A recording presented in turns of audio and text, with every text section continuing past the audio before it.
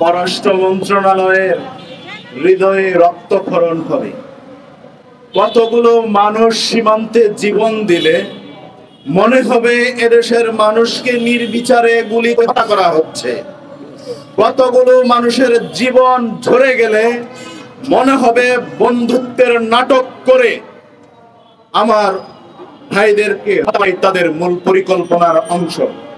কতগুলো মানুষের জীবন দিলে মনে হবে বন্ধুত্বের নামে বুকে গুলি চালানো তাদের অধিকার। কতগুলো মানুষের জীবন গেলে মনে হবে এদেশের মানুষ শুধু মরার জন্যই জন্ম নিয়েছে।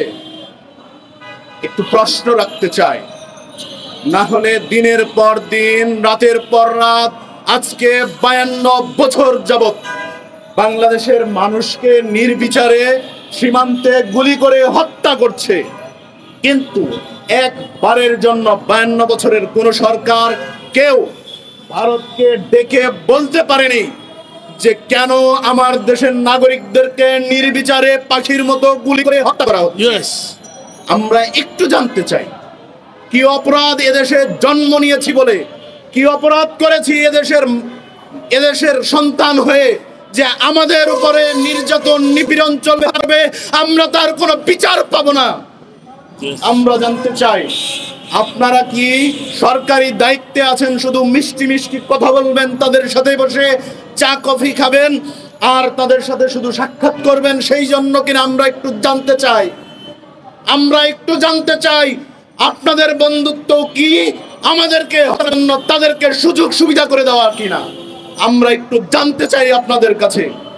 আমাদের হৃদয়ে রক্তক্ষরণ হয় যখন আমার ভাই শহীদ হয় সীমান্তে গুলি করে হত্যা করে আমার দেশের সীমান্ত থেকে তুলে নিয়ে পিটায় ইচ্ছা মতো, এরপর বিজিবির গাড়িতে তাদের বর্ডার গার্ড বাহিনীর গাড়িতে একজন লাশকে তুলে পরবর্তীতে লাশ ফেরত দেয়। তাদের দেশের জনগণ তাদের যে বর্ডার গার্ড বাহিনী আছে বিএসএফ তাদের হাতের মধ্যেই রাখা অবস্থায় আমার সীমান্ত থেকে তুলে নেওয়া কৃষককে পিটিয়ে হত্যা করে।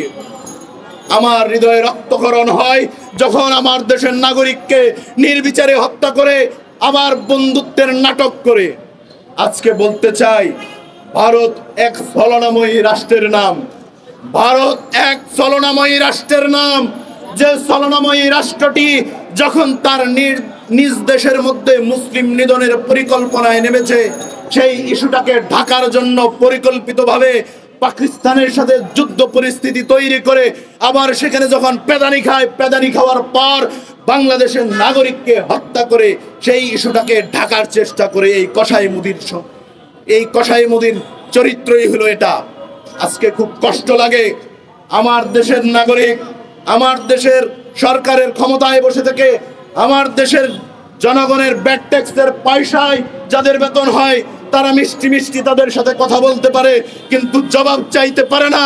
আমার দেশের নাগরিককে যে হত্যা করা হচ্ছে কোনো ধরনের বিচার পাচ্ছে না, তাদেরকে ডেকে এনে বলতে পারে না চোখে চোখ রেখে যে কেন আমার দেশের নাগরিকরা হত্যা হচ্ছে নির্বিচারে।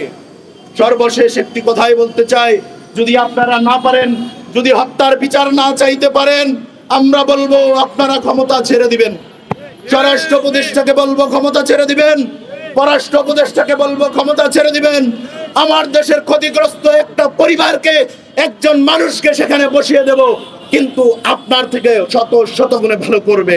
ভারতকে ডেকে এনে বলতে পারবে, চোখে চোখ রেখে বলতে পারবে আমার দেশের নাগরিকের কি অপরাধ ছিল, কি অন্যায় ছিল, তাকে নির্বিচারে হত্যা করা হলো। আজকে দুঃখের সাথে বলতে হয় আপনারা সেটি পারেন না বিদায় আজকে পররাষ্ট্র মন্ত্রণালয়ের সামনে এসে আমাদের বিক্ষোভ করতে হয়। আমরা কেন আমাদের পররাষ্ট্র মন্ত্রণালয়ের সামনে দাঁড়াতে হলো, সেই জবাব আপনাদের কাছেই আমরা চাই। আজকে বলতে হয় এদেশের মানুষ মনে হয় জন্ম নিয়েই ভুল করেছে, কারণ মৃত্যুর সাথে বারবার তাদের সাক্ষাৎ করতে হয়। সীমান্তে বেঁচে থাকা যেন এক যুদ্ধের নাম, এক পরিস্থিতি, এমন এক ভয়ঙ্কর পরিস্থিতি।